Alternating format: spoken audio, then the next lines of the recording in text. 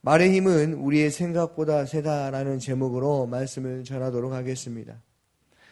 사랑하는 성도님들, 말의 힘은 왜 센 것입니까? 먼저 하나님의 말씀으로 모든 것이 창조되었기 때문입니다. 또한 모든 것이 하나님의 말씀대로 안 이루어진 것이 없기 때문이죠. 말이 우리의 행동을 움직이기 때문에 우리의 생각보다 훨씬 세다는 것이죠.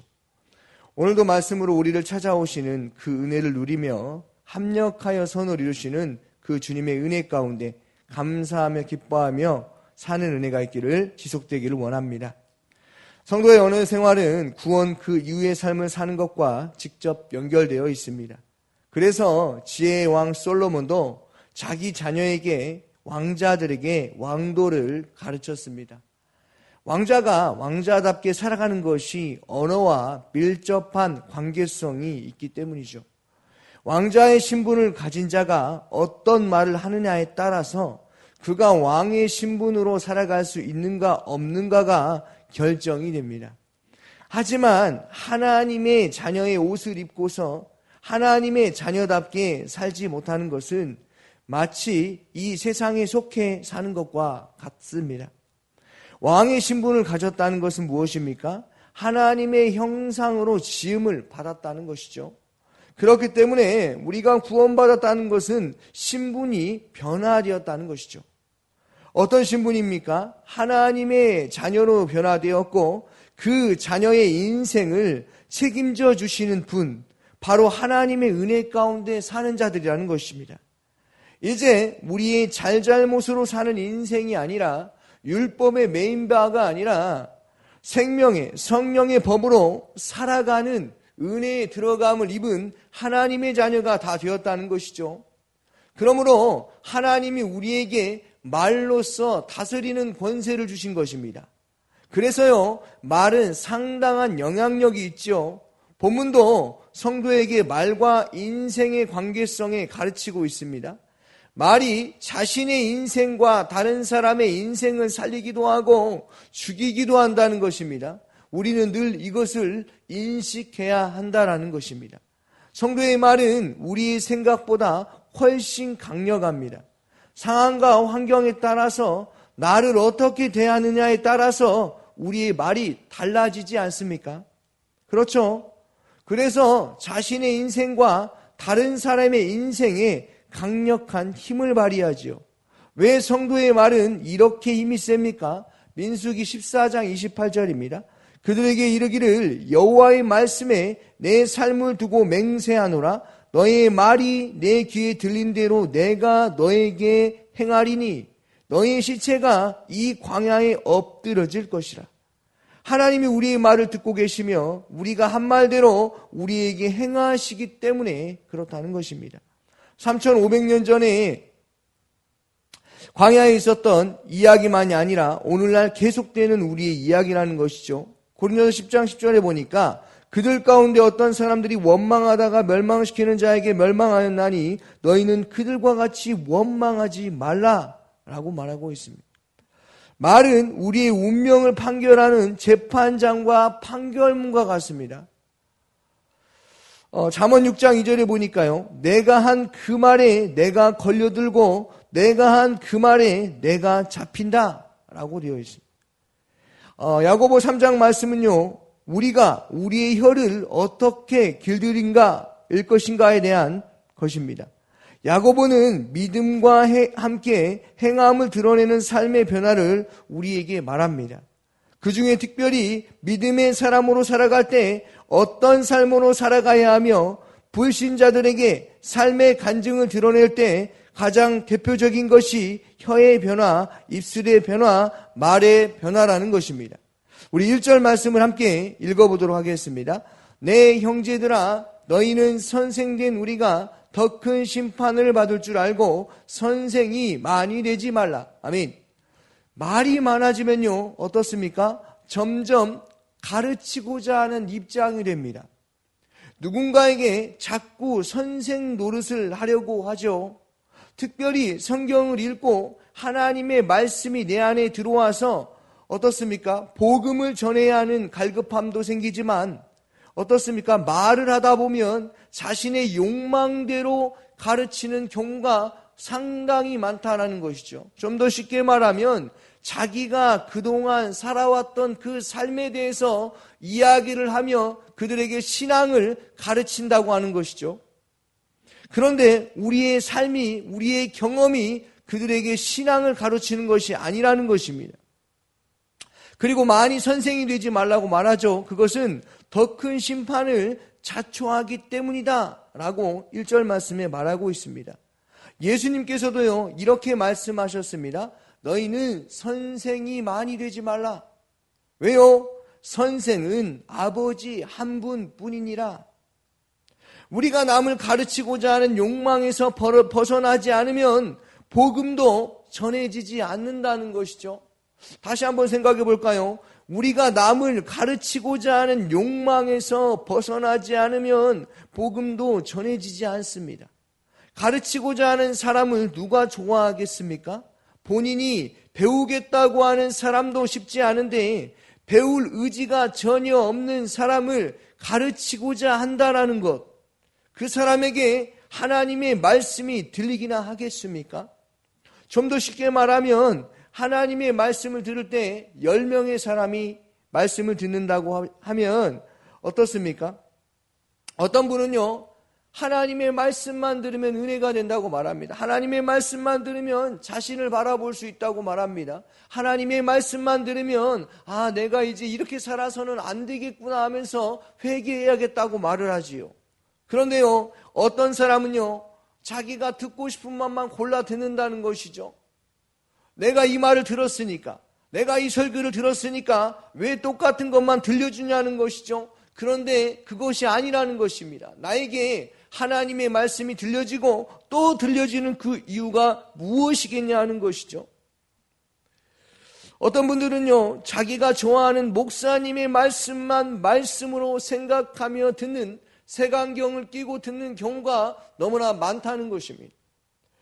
그런데요 사랑하는 성도님들, 우리가 기억해야 하는 것은 복음은요 생명이 전해지는 자연스러운 일이지 은혜로 되어지는 것이지 가르친다고 되는 것이 아니라는 것입니다. 하나님의 말씀은 구원받은 자에게 들려지게 되어 있다는 것이죠. 그러므로 복음은 생명이 전해지는 자연스러운 일이라는 것입니다. 가르친다고 되는 것이 아닙니다. 하나님의 말씀은 우리 안에 계신 성령께서 깨닫게 하시기 때문에 성령의 가르치심에 따라 하나님의 말씀을 듣는 은혜를 우리가 추구하며 하나님을 경외하는 삶을 살아가야 한다는 것입니다.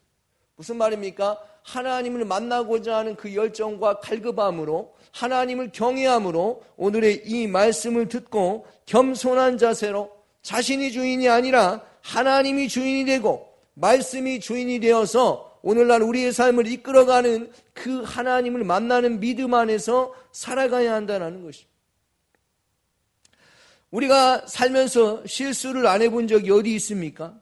누구나 한 번쯤은 실수를 하고 살 것입니다. 그런데요, 내 마음은 그런 것이 아닌데 말로 자신의 상황을 전달했지만 그 말의 한계가 내 상황을 제대로 전달되지 않을 때가 있지 않습니까?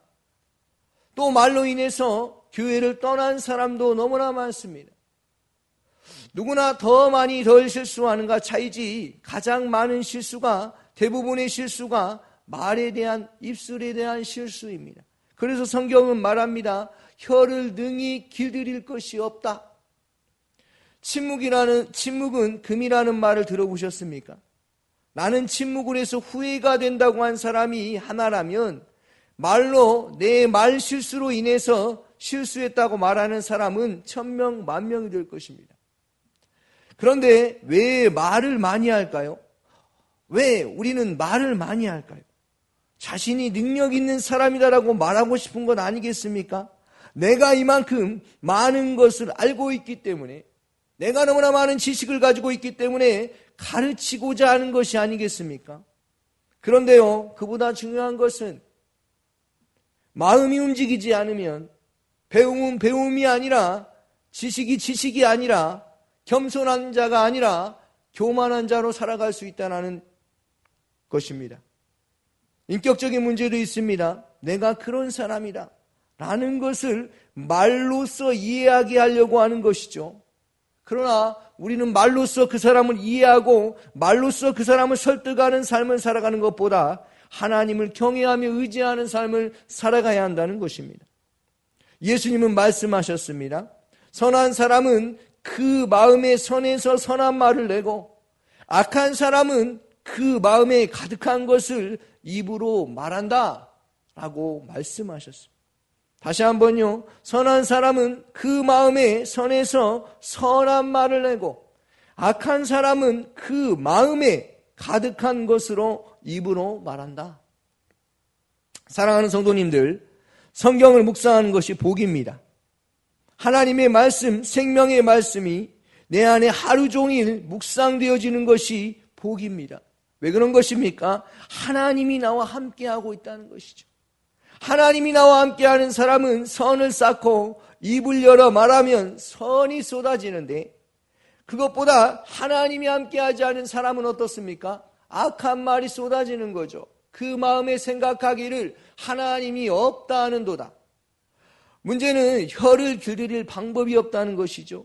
말에 실수가 없는 사람은 온전한 사람이다라고 말하지만 그 사람은 온몸에 재갈을 불리고 굴레를 씌운 것과 마찬가지다라고 말하고 있습니다. 무슨 말입니까? 침묵한 사람이다. 혀가 우리를 끌고 가죠. 어쩌면 죽고 사는 게 혀에 달렸다고 해도 과언이 아닙니다. 생사가 혀의 갈림길에 있습니다. 그래서 대답 한번 잘못해도 어떻습니까? 생사의 갈림길이 오가고 있지 않습니까? 3절 말씀을 함께 읽어보도록 하겠습니다. 우리가 말들의 입에 재갈을 물리는 것은 우리에게 순종하게 하려고 그 온몸을 제어하는 것이라. 우리가 말들의 입에 재갈을 물리는 것은 말의 재갈이 작지만 온몸을 컨트롤하게 된다는 것이죠. 마치 우리의 혀가 그렇다는 겁니다. 차라리 재갈을 물리는 게 낫다는 것이죠. 4절과 5절 말씀도 읽어보겠습니다. 또 배를 보라. 그렇게 크고 강풍에 밀려가는 것들을 지극히 작은 키로써 사공의 뜻대로 운행하나니 이와 같이 혀도 작은 지체로 돼 큰 것을 자랑하도다. 보라, 얼마나 작은 불이 얼마나 많은 나무를 태우는가. 아멘. 혀를 배에다가 배의 키에 표현하는 재미난 것을 말하고 있지요. 배를 운영할 때 선장들이 조그만 키를 가지고 2,700톤이나 되는 배의 방향을 바꾸게 됩니다. 그 배가 키 하나로 좌우로 움직이지 않습니까? 우리의 혀가 우리의 인생의 방향을 그렇게 튼다는 것입니다. 작은 키, 내 손에 잡히는 그 키가 내 몸보다 수백 배, 수천 배나 큰 것이 배 하나를 움직이듯이 우리의 혀가 우리의 인생 전체를 움직이는 키와 같다는 것이죠. 또 작은 불씨와 같다고 말하고 있습니다. 작은 불씨가 얼마나 많은 산을 태우는가라고 말합니다. 작은 불씨가 산 전체를 태운다는 이 말은 우리의 혀가 우리의 인생을 불사른다고 말하는 것입니다. 6절 말씀도 읽어보겠습니다. 혀는 곧 불이요 불의의 세계라. 혀는 우리의 지체 중에 온몸을 더럽히고 삶의 수레바퀴를 불사르나니 그 사르는 것이 지옥불에서 나느니라. 혀는 곧 불이다. 불의의 세계다. 우리의 각 지체 중에 온몸을 더럽힐 수도 있다. 본문의 삶의 수레바퀴에 불을 사른다는 것은요, 이것은 족보와 나를 망가뜨린다는 그런 것에 비롯된 것입니다. 내 인생만 그런 것이 아니라 혀는 불과도 같아서 혀를 잘못 쓰면 지옥불을 끌어다가 쓰는 것과 마찬가지라는 것이죠. 한 족보 한 집안을 거덜낼 수가 있다는 것입니다. 7절 말씀을 읽어보겠습니다. 여러 종류의 짐승과 새와 벌레야 바다의 생물은 다 사람이 길들일 수도 있고 길들여 왔거니와 혀는 능히 길들일 사람이 없나니 쉬지 아니하는 악이요 죽이는 독이 가득한 것이라. 혀는 길들일 수 있는 사람이 있다고 말하고 있습니까? 없다고 말하고 있습니까? 없다. 그 큰 코끼리도 사람이 길들이고 사자도 사육사가 길들이지만 모든 짐승과 바다의 생물도 양식이 가능한데 인간의 혀는 길들일 수가 없다고 말하고 있는 것이죠. 말을 너무 많이 하기보다 말을 줄여보는 것도 상당히 좋다는 것입니다. 우리가 하루에 한 이야기를 녹음 한번 해보십시오. 얼마나 많은 말을 하는가. 그런데 중요한 것은 그 모든 것이 누구를 위한 말인가 한번 생각해 보시기 바랍니다. 사랑하는 성도님들, 그리스도인의 지혜는 혀를 다스리는 지혜입니다. 절제는 바로 혀를 다스리는 게 절제입니다. 말 한마디 할 때에 우리가 어떻게 말을 하는가, 그것은 우리에게 분별력이 필요합니다. 우리가 하는 것이 아니라 우리 안에 함께 하시는 성령께서 함께 할 때 이 모든 일들이 가능하다는 것이죠. 이로써 우리는 알게 됩니다.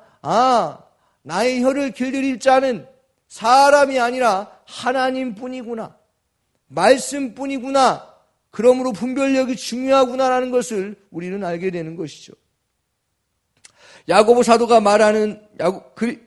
그래서 야고보 사도가 그리스도인들에게 말하고 있습니다. 초대교회에 말도 많고 분란이 많은데 교회에서 잠잠하라 라고 말하는 것이죠. 교회는 사람이 입술로 그 말로 교회가 세워지는 것이 아닙니다. 어떤 일은 말로써 세워지는 것이 아니라 하나님의 입에서 나오는 모든 말씀으로 세워진다라는 것을 기억해야 하는 것입니다. 9절과 10절은 성숙한 신앙과 미성숙한 신앙에 대해서 나오고 있습니다. 성숙해진다는 것은 일관성이 있다는 것입니다. 미숙하다는 것은 변덕스럽다는 것이죠. 미숙하다는 것은 한 입으로 두 말을 하고 있다는 것입니다. 그러니까 하나님도 사랑하고 세상도 사랑하고 돈도 사랑하고 한 입으로 두 말을 하는 것이죠. 하나님을 찬양하고 그 입술로는 누군가를 저주한다는 것입니다. 이것이 그 당시에 있었던 그 일들이기 때문에 바울이 말하는 것입니다. 혀를 능히 길들일 사람이 없다. 결론입니다. 우리의 말을 길들이는 것은 무엇밖에 없겠습니까? 하나님의 말씀밖에 없습니다. 진리의 말씀, 성령의 검으로 휘둘릴 수밖에 없습니다. 믿음의 방패, 의의 오심경으로 진리의 허리띠를 띠고 하나님의 전신갑주를 입는 그러한 삶을 사시기를 주님의 이름으로 축원합니다. 아멘. 오늘 새벽에 주신 말씀을 묵상하면서 함께 기도하기를 바랍니다.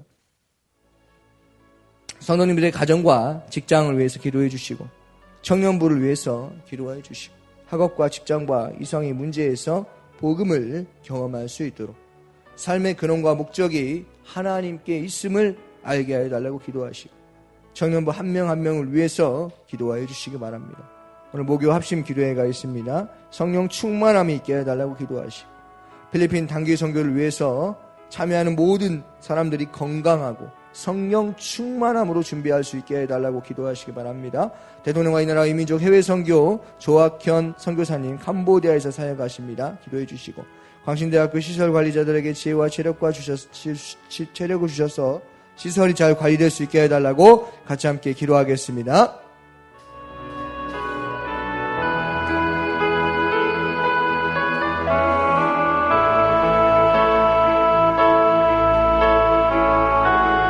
사랑 많으신 아버지 하나님 감사합니다. 오늘도 우리에게 생명의 말씀을 허락하심이 감사합니다. 하나님, 우리의 말의 실수가 아버지 적어지게 하시고 하나님 아버지 하나님을 경외하며 그 지혜 절제하며 우리가 살아갈 수 있는 은혜를 더하여 주옵소서.